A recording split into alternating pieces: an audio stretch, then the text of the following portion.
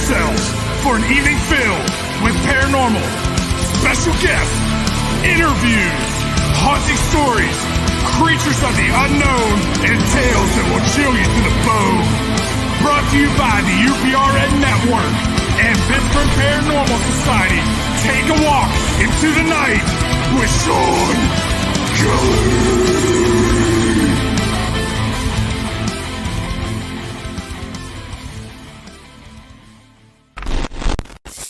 Hey, good evening, everybody. Welcome to Into the Night. My name is Shawn Kelly, and I'll be your host for the show. So, how's everybody doing tonight?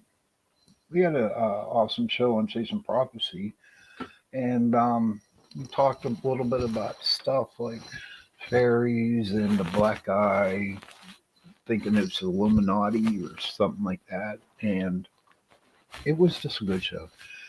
And but before I go on, I want to thank UPRN 105.3 New Orleans for doing my show into the night. Now, my guest, she canceled tonight, and she had some business, personal business to take care of, so it's going to be whatever comes out of my mouth. But that's okay.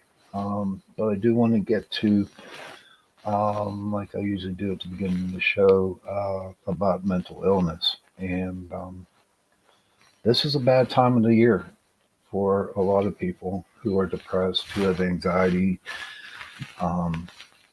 who's just not feeling up to par, and they're feeling lonely, and they're feeling upset not being with their family, or they lost their loved ones.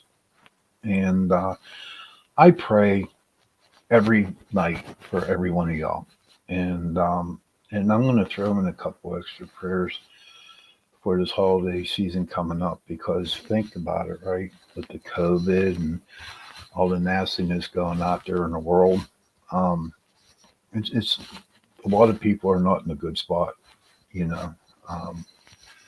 So my mental illness it's doing okay. My anxiety is coming down a lot.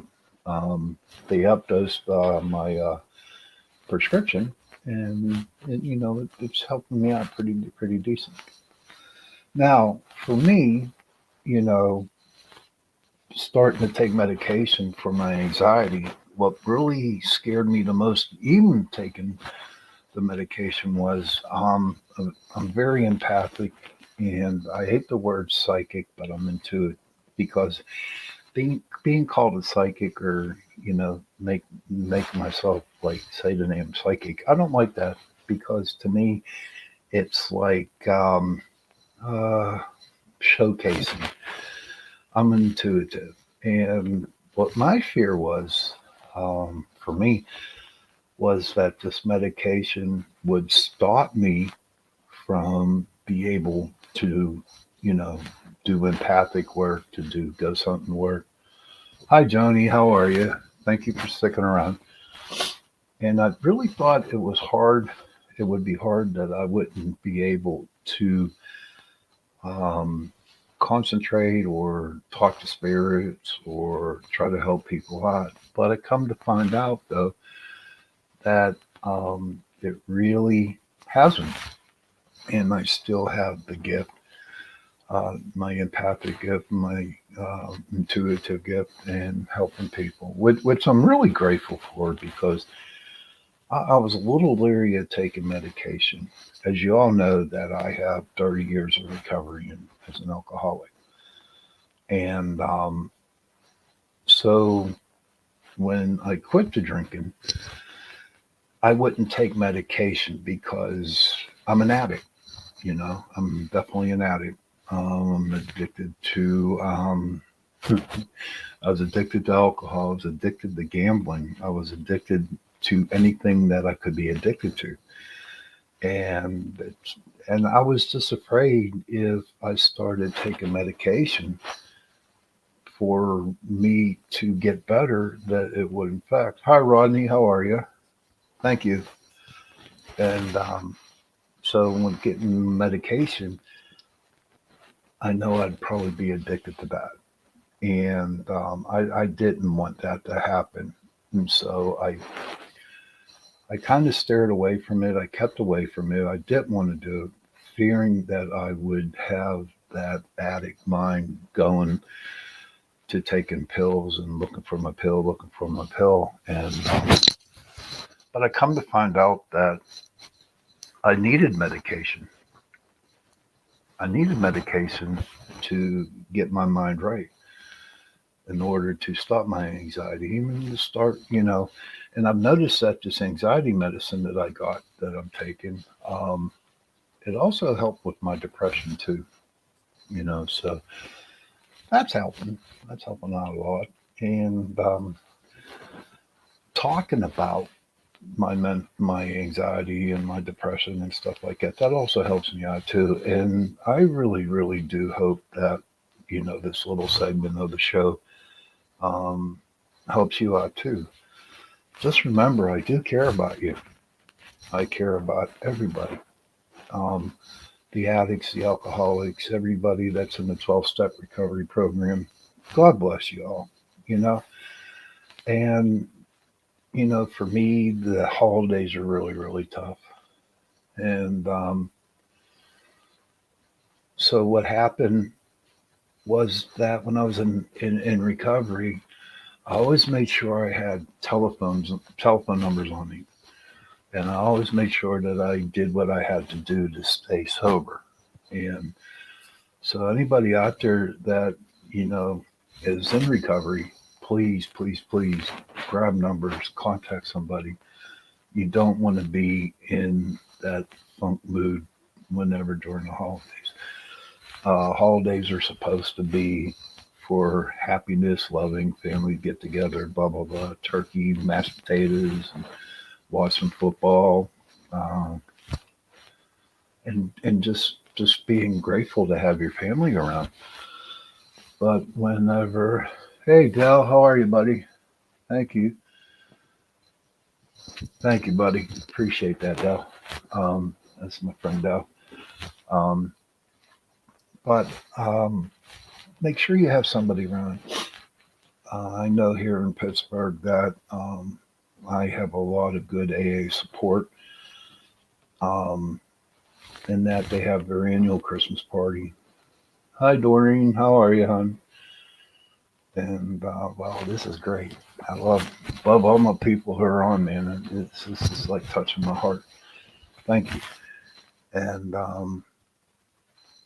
and I got a good support system. I have my sponsor on speed dial. You know, um, I'm not afraid to tell people that I have been sober. In fact, and I'm not egotistical about it. Now, I'll be honest with you. At the beginning, when I would get a couple of years in, 2, 3, 4 years in, um, yeah, I had an ego. I was like, yeah, I'm on top of the world. I'm sober, I'm clean, the whole 9 yards. But stuff did happen in my life during recovery that it didn't turn out well. I had 5 years of recovery, sobriety, and I got a divorce from my wife. I didn't spend time with my son. He wasn't living with me. He was staying with his mom, but I got to see him whenever I could. And it was hell. It was hell. Um, but for me and my higher power at the time, I will call him. We'll say it is God. I pray to him a lot, and you know what? Even though I didn't get what I wanted, he always gave me what I needed. And that was really, really important to me. And at the time, my brain was going like really, really crazy, like, oh, like just going 100 miles an hour and stuff like that. And it took me a while, but I realized that, my higher power took care of me. And I didn't realize it because I was too focused on myself and what was around me. And that's what I want to speak a little bit about gratitude. How many people are out there grateful for what they have? I am. My gratitude list is so huge, so huge. I'm grateful for all the people that have been in my life, who I've met on the way. I'm grateful for my family,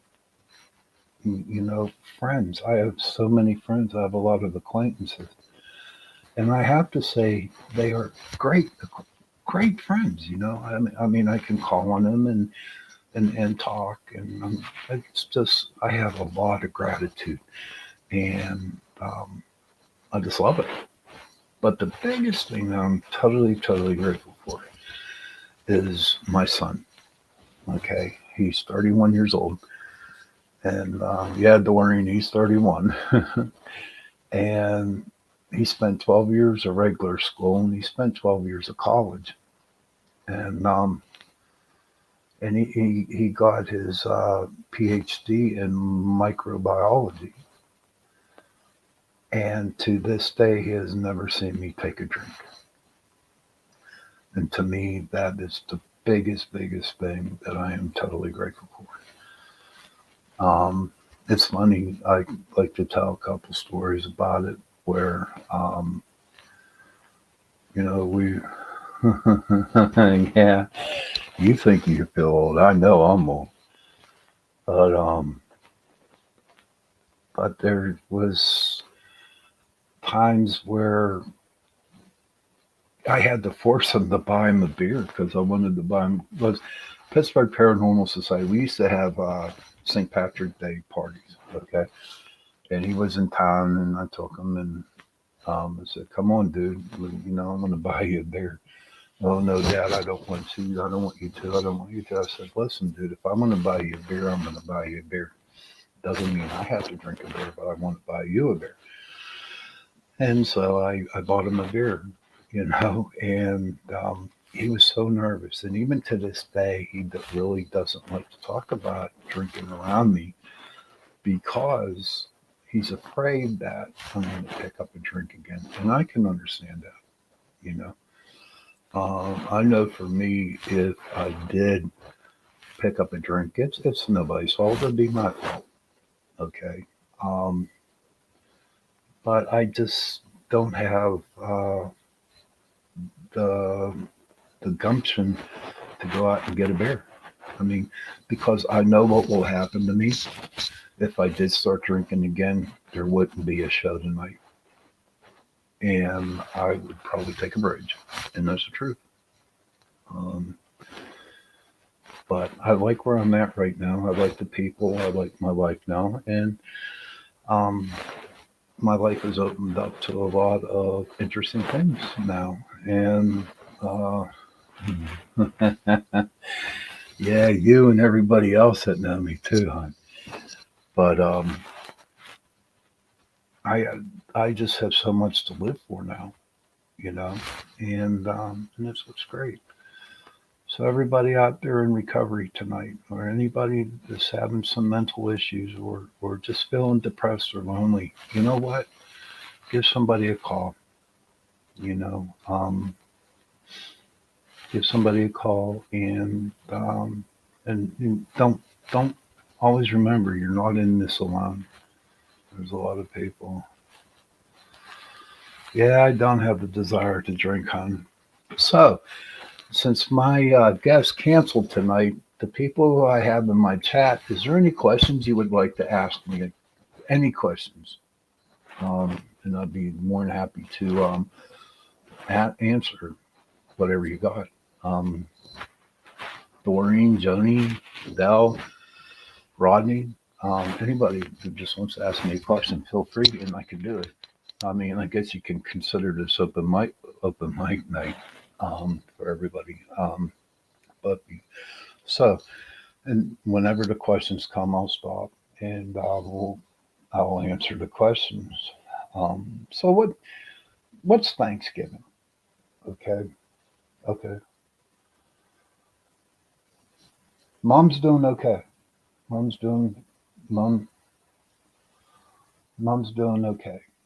Dal, you want to get a hold of Joe and you want to come on? Come on in, bud. I appreciate it. Mom's doing okay. Um, she's doing okay. She's a good person, and Joe, if you can hear this, can you bring Dell in? Um, so, how's everybody's Thanksgiving? Hey, Dell, how are you, buddy? Thank you, buddy. How's everybody's Thanksgiving?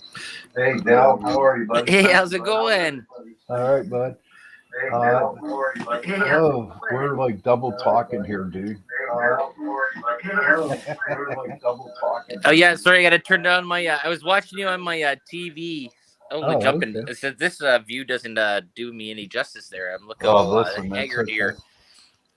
So So how things there? I know what I was. I sent you. I sent you a little clip there anyway, or a little. You gotta put some color in your background. yeah, I know. I was Paint told your about walls. that. I have to learn how to do backdrops or whatever they're called, screenshots. Or it might be clipped out here. I'm not sure. It is, but they're ugly. I don't like them. But I have a question from Joni. She wants to know how. Can I you hear me started. there? Yeah, I can hear you. I can hear you. Hey, Joni. Maybe I'm too close to that thing there. I'll move over here. Joni, how I started PPS was back in 2006 in February. Maybe I got to put my headphones on. Maybe that's the thing. There you go. I went to Gettysburg in February, and I was looking for Ghost. And then March 6th of 2006, I actually went up meetup.com, and that's where I formed PPS. And we've been going strong ever since.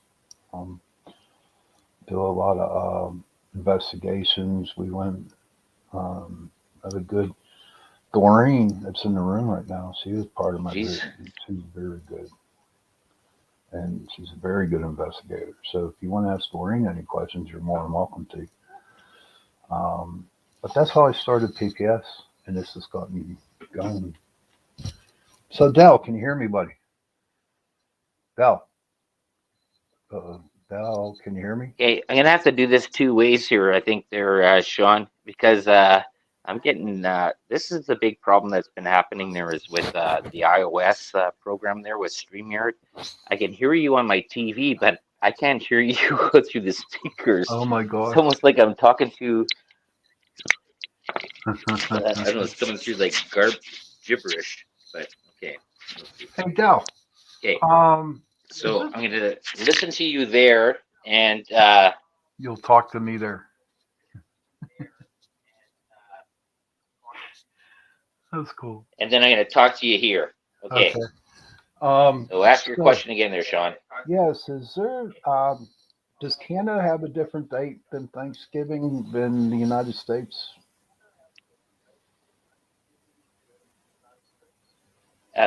Yep. Okay. Our Thanksgiving happens a month earlier. Yep.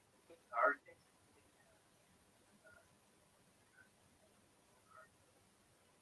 Oh wow. We get before the snowfall, anyways, up here in Canada, and so we get to enjoy the harvest and the fruits of our labors. They're a little bit earlier than the rest of the U.S. does because you guys are a little bit warmer. Okay, this is kind of crazy, huh? Oh, wow. So, does anybody out there have any questions for me or Dal? We're almost like we're on time delay. Yeah, we are. Like, I think it's a 3-second delay.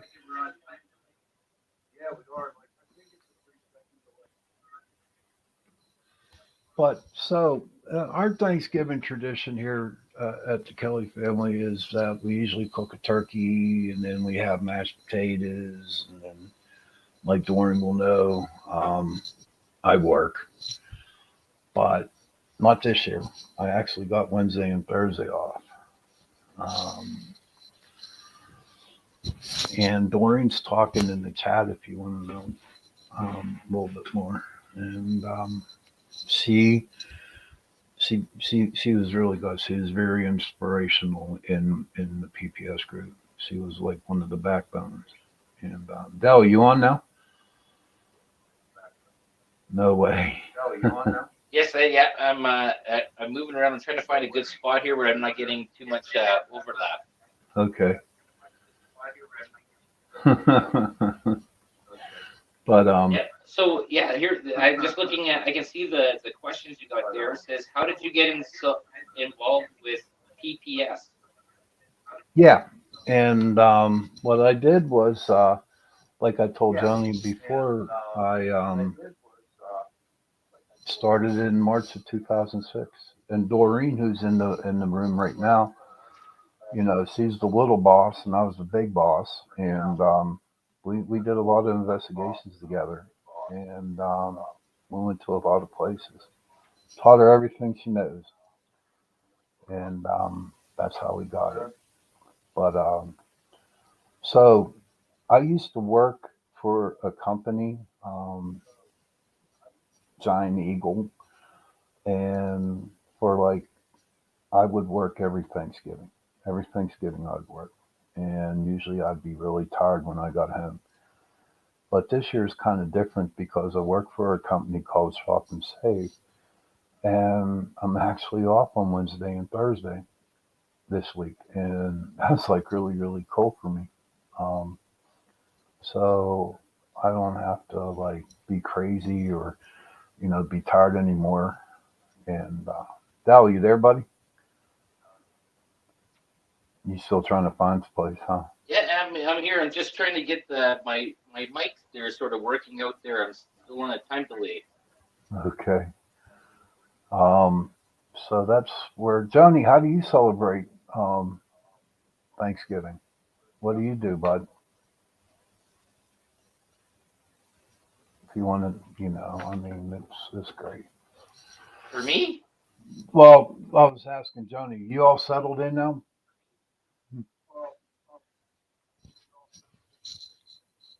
sort of a bit there. So do you end up having a lot of people there come over for Thanksgiving there, Uh, we Shawn? u- we used to, Dal, but it's just me and my family now. Ever since, Cook a big turkey. well, at one time we did, dude, but now it's just like a little hen, something small, a little bit of mashed potatoes. No, Joni, I don't work for Giant Eagle no more. Um, but that's and then watch football or whatever it's doing. Do you what? That's what I wanted to ask you, Dal. Do you follow football, Canadian football, or American football? I don't follow any football anymore. I follow hockey. That's what What's your favorite team? The Toronto I Maple Leafs. I played hockey since I was born, and I had skates when I came out of the womb. And Yeah.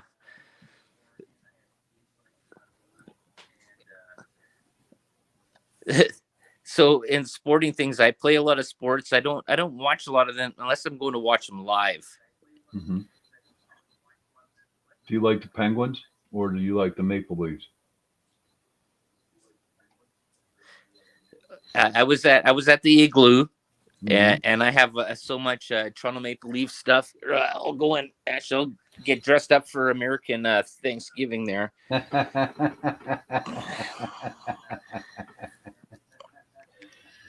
Yeah, Doreen Shepherd's pie. Yeah, that was good stuff.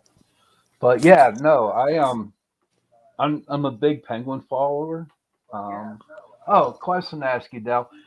Who's bigger up there, Mario Lemieux or what the hell's his name? He played for the Edmonton Oilers. Yarmer Yager. Gretzky. Oh, Wayne Gretzky. Yeah, who do you like better, Lemieux or Gretzky?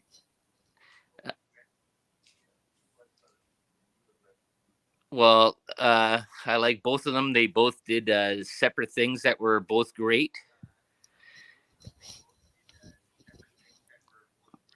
I think Wayne Gretzky would never exist in a league today without the enforcer rule that got passed on later on.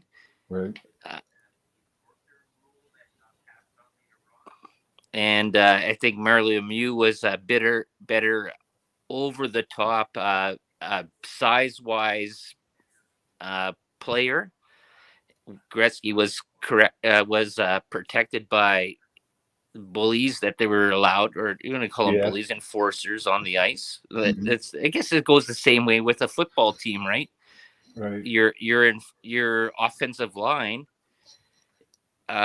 the bigger they are and the tougher and the faster they are, protect the quarterback. Doesn't matter how well the quarterback can throw the ball or whatever, as long as he pass it off to somebody that's better and just Right. have the mindset to carry out orders. I guess you have to go with that. My friend Doreen says she likes your Canadian accent.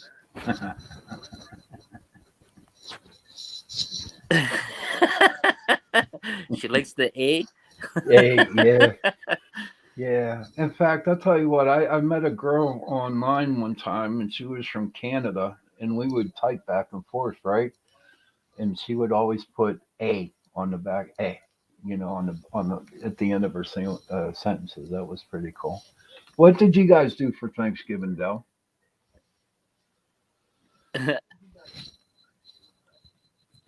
Well, our Thanksgiving was a month ago, so we did up a turkey. Well, I used to be an apprentice chef, right? So I did up a bunch of different sides like beans, carrots, Brussels sprouts. We had stuffing, gravy, the turkeys, the kubasa. Kubasa is like sausage, and yeah, it was just the two of us because her youngest there doesn't eat anything except chicken nuggets and fries, and then we just gave away a bunch of food afterwards after we cooked it up. Uh-huh. Do you have like a certain tradition that you guys do there?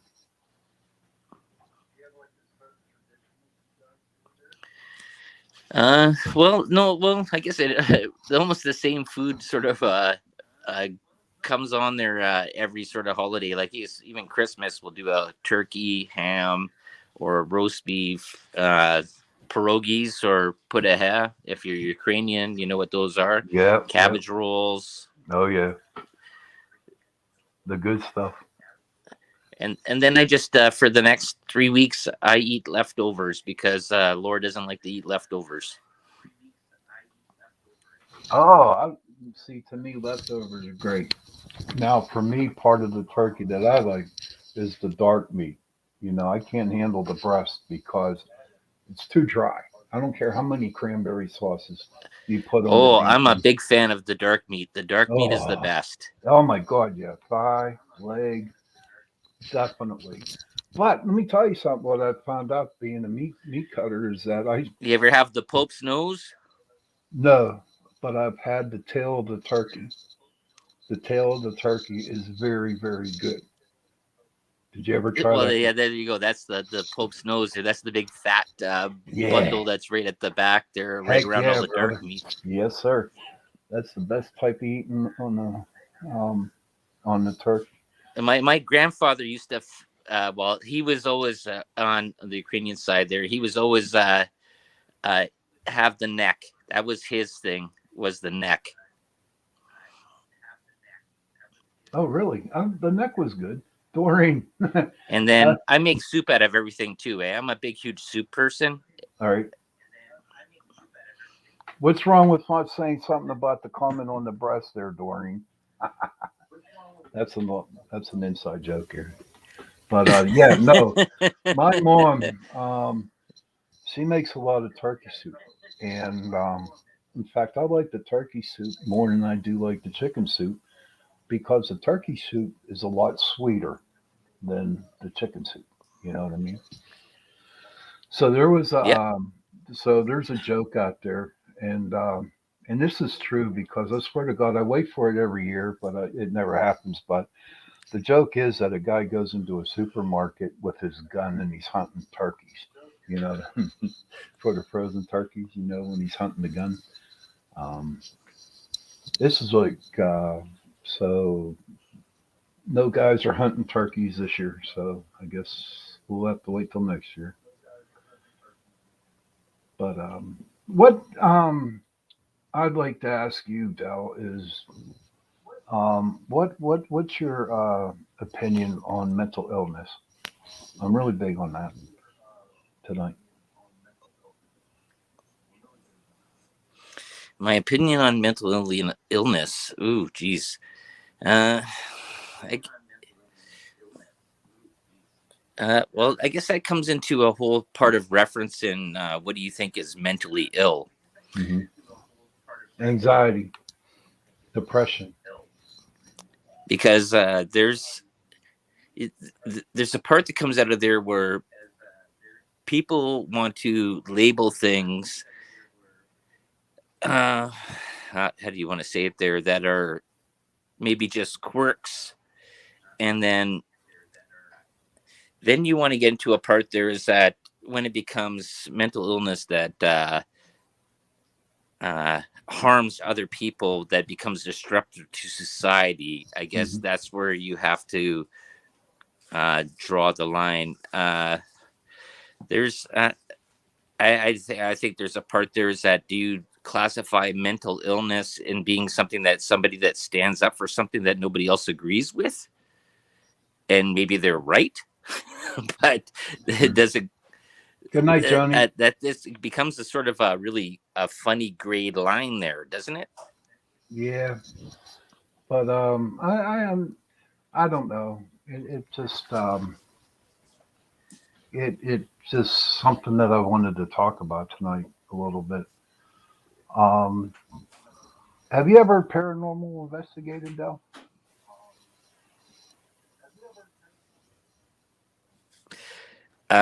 Well, I had the stuff that we did at our house there, where we had I and we I went and did a lot of research. I set up a lot of equipment. So I guess you can say that I was sort of a paranormal investigator. I never came to any conclusion out of it that something was not right. Mm-hmm. Laura could tell you that she concluded that it was something different than me. And so we can both agree that something happened on our shared front, and our determination about what I think is and what she thinks is are might be two separate things. But you know what? That's a good thing to have. You know, to have two different opinions on something. You know what I mean? And as long as you guys respect each other's opinions, then that's awesome. That's great. That's a good thing to do. Um, Mm-hmm. and so I just I don't know. You guys are great friends. You know, I have to tell you that. And I really truly appreciate your friendship. And one of these days, I'm going to make it up to Thunder Bay, and then we'll do some fishing, and then we'll do some gold prospecting. There we go. Yes, that's right. Yeah. You're doing prospecting there, and yeah, didn't like we were talking about when I was on your show there last week is about like I did a lot of work in the bush and cutting lines with an axe, and like I still even remember my my prospector's license number because I wrote it so many times and so many posts. E323456 Yeah, I know, but I just I'm just grateful, you know, because at the beginning of the show I talked about gratitude, and again I am very grateful that you came on the show to help me out tonight.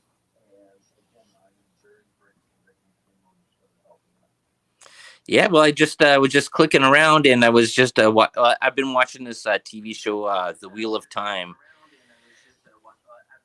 What's it about, the Wheel of Time? and I just went by there because this is a book series I've been reading since I was in my teenage years, and they Hmm. just finally started doing it. And I think it's on Amazon Prime. And all of a sudden, hey, and just all of a sudden, click through, and oh, there's Shawn. It says there's.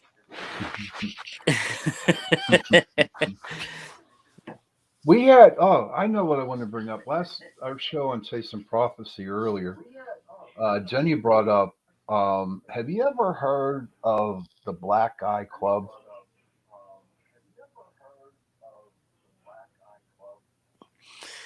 You're talking about the Alien Club or the Demon Club because it's been Um, named different things there. It's where they have the slits of the eyes that the eyes change color.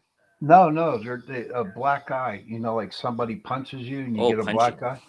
Yeah, like the Pope has it. Um, Some of the royal. Oh no, I haven't heard of that. That's so I guess almost like Fight Club.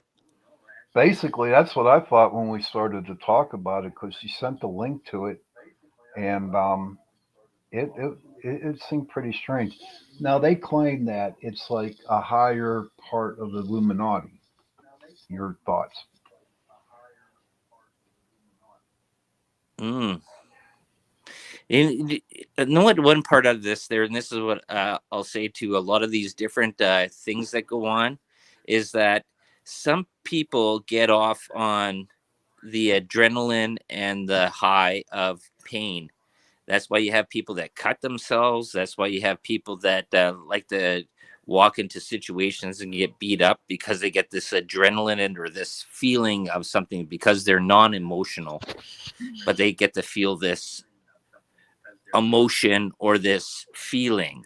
Mm-hmm. And then they turn it on to other people, says, hey, you haven't felt anything like I felt, come and join me, watch this. Right.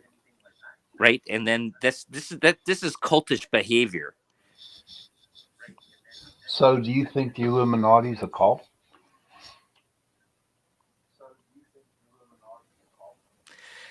I think part of that I think that okay, there's three different things what people believe the Illuminati to be, and I'm still doing research on this and still looking into this so many times, but I think there is uh, a group of wealthy people that do actually pull the strings on the rest of government. On all governments or just the United States? Financially speaking, Financially speaking? yeah, all governments, because all governments have to deal with some sort of bank financer. Okay. And so, the Illuminati, do you think it's just like And one so big. this is a question I've been asking for a long time there, Shawn, is why is gold so important? It's the next money thing for us. It's the Because new gold money. doesn't do anything for the human body, period. Right. I guess you can say that for silver too, right? Yep, exactly. Yeah. Mm-hmm. I think the only thing that I found that gold does for the human body is in one part of rheumatoid rheumat, rheumatoid arthritis medicine for the hands, that it actually helps. It's a buffering agent in that, but you can't eat it. It doesn't survive. You can't live on gold. Right. Not like you need air, water, or shelter, right? Right. But the money from it can the money that you get from the gold, you can get all that. The house. Say like what happens when the world. Right, but that somebody had to go and put into that whole part about why is gold important, because you know what, if I had fresh water back then, right, that you would be able to survive for a long time, or you have a rock. Mm-hmm. True. True. That's a good question. That's a good. Right, somebody put the idea that gold is important, and I've watched a bunch of documentaries where they say, well, gold represents the sun and it can be used in all these ways. It can be pounded down, and it's so malleable. You can make it into all these materialistic things, right? Mhm. And the thing is, though, is that that's materialistic things. It's not usable of anything else besides the importance that somebody put on it. Right. Okay. And do you know who? Do you have an idea who might have did that? I mean, gold's going what at 1,800 an ounce, Well, and silver's what 27, 28 an well, ounce. the thing is, though, is that there's many theories of understanding. Is that there might have been, and this is what I'm still researching. I haven't found out my ending part out of this, so I'm still looking for new information. One theory thought it was aliens needed gold because they could use it for their electronics more than what we could. Another part is that uh, there's a part that our civilization, we're in our 5th generation of redoing our civilization, and the gold wasn't important in electronical devices and some sort of thing there that was before. And what we're discovering now are little parts of these machinery that are being brought up through discoveries and archaeology, that history is not what we were told, that there was actually more civilized beings before us. Right. Okay. Yeah. Now, I know you watched Oak Island. We talk about it. What see, here's my theory on Oak Island, okay? With all the evidence that they're finding, to me what we were Yeah. taught in the books was wrong. And do you think that with all this stuff that they find that they can actually change? Do you think they would change the history books, or do you think they'll leave it at that?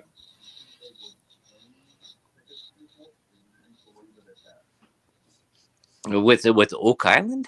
Yeah, they're finding stuff pre people pre, you know, like 1400s, 1300s, Right. Templars, stuff like that. Hmm. Do you think they'll change the history? Well, I think that big, huge part of Oak Island, after the first season I watched it, it has become more of a scam and a con man game there for investors to go into, because I already had a thing where they could went and gone down that hole 130 feet beforehand, because they did this in Boston, where were doing the big dig. Is you just drill down a bunch of boreholes, you freeze all the ground, and you just excavate in the center of the freezing part there, and you get down to the part where you need to go and look at. And they could have done this in season 1 and been over and done with it, but they've been dragging it on so long. And I think they've been sort of filtering. I think they were actually being caught a couple times there of planting materials. Hmm. You know what? Sometimes I watch the show and I look. It's like they're in one spot, and all of a sudden this pops up. You know what I mean?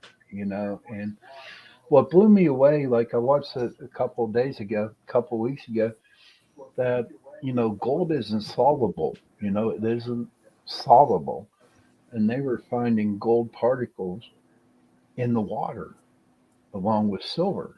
And I'm thinking, I don't know. Is there something that we're missing?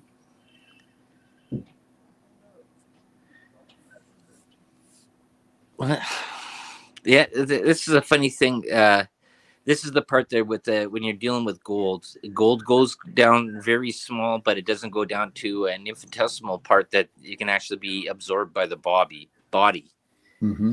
And that's why these people, fake shaman and fake mystical people, want to say, "Oh, monatomic gold," right? To get down to a gold atom, the gold atom, you have to melt gold down or heat it up to 7,600 degrees Celsius. Hmm. And but the thing is, those as gold cools down, it coalesces back together into gold again. So Okay. you never get it back to the atom, right? Right. I know what you mean.